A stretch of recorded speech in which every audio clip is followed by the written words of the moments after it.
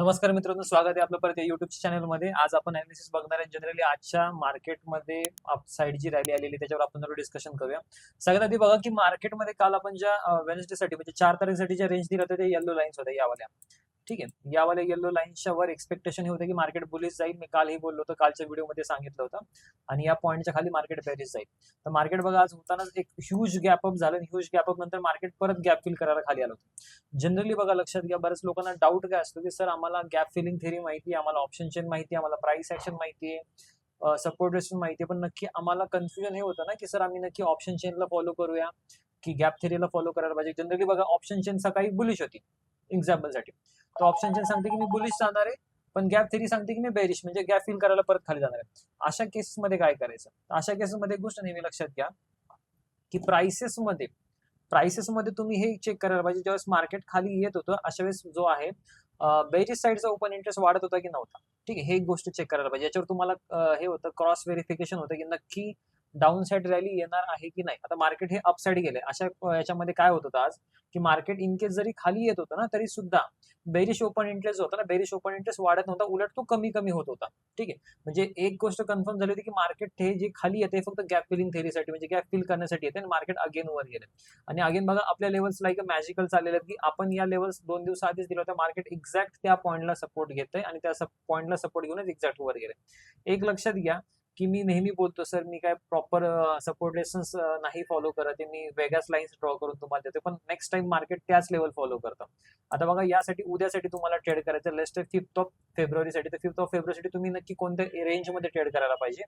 तर ह्या ज्या येलो लाईन्स डॉटेड लाईन हा तुमचा नो ट्रेड एरिया असेल आणि या एरियाच्या वर तुमचं बाईंग एरिया असेल आणि या एरियाच्या खाली तुमचा सेलिंग एरिया असेल. ठीक आहे, उद्यासाठी तुम्हाला खूप मोठी रेंज मिळते. आता मार्केट जर तुम्ही डेली टाइम फ्रेमवर बघाल तर डेली टाइम फ्रेमवर तुम्हाला काय दिसेल की प्राइसेस मध्ये एक ब्रेकआउट आलेला दिसतोय, निफ्टीमध्ये पण आहे आणि डेली टाइम फ्रेम मध्ये आणि बँक निफ्टीमध्ये पण आहे. आता असं जरी झालं असेल तरी पण मी उद्या मार्केटमध्ये एक्झॅक्ट उद्यापासूनच डायरेक्टली बुलिश जायला स्टार्ट होणार नाहीये. मी एक्सपेक्टेशन हे करेल की माझा जो हा पॉईंट आहे हा पॉईंट ब्रेक झाल्यानंतरच वर जाईल. मला असं वाटतं की उद्या मार्केट थोडंसं गॅप डाऊन व्हायला पाहिजे. जो मोस्ट ऑफ द जे मी म्हणेल की ऑपरेटर सेंटर एरिया आहे, ज्या ठिकाणी सगळ्यात जास्त ऑपरेटरच्या पोझिशन बनल्यात, तो खूपच जास्त आज वरच्या लेवलला आलेला म्हणजे इथपर्यंत आलेला या पॉईंटला 23,742. ठीक आहे, ही आपली येलो लाईन नाही आहे रेग्युलर वाली. ते येलो लाईन्स मी खूप एकदम काय म्हणतो की खूप कमी वेळेस मध्ये येलो लाईन्स, या नॉर्मल येलो लाईन्स जनरली वेनेस्डेला ट्रेड करण्यासाठी आहेत.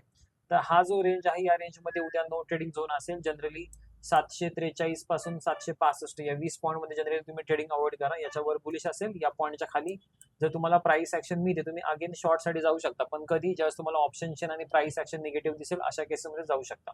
ठीक आहे, हे झालं निफ्टीसाठी. आता बँक निफ्टी बघूया आपण. आता बँक निफ्टी मध्ये बघा, बँक निफ्टीची अगेन आज बँक निफ्टी बनावं तसं स्ट्रॉंग नव्हतं ऍज कम्पेअर्ड टू निफ्टी, कारण आज जी लीड होती, लीड जास्त करून अपसाइडची रॅली जी बनलेली आहे ती निफ्टीमध्ये बनलेली. तर प्राइसेस मध्ये बघा, हा जो हाय आहे इव्हन हा हाय ब्रेक नाही झाला तरी पण उद्या तुम्ही या पॉईंटच्या वर बाय साईडला जाऊ शकता.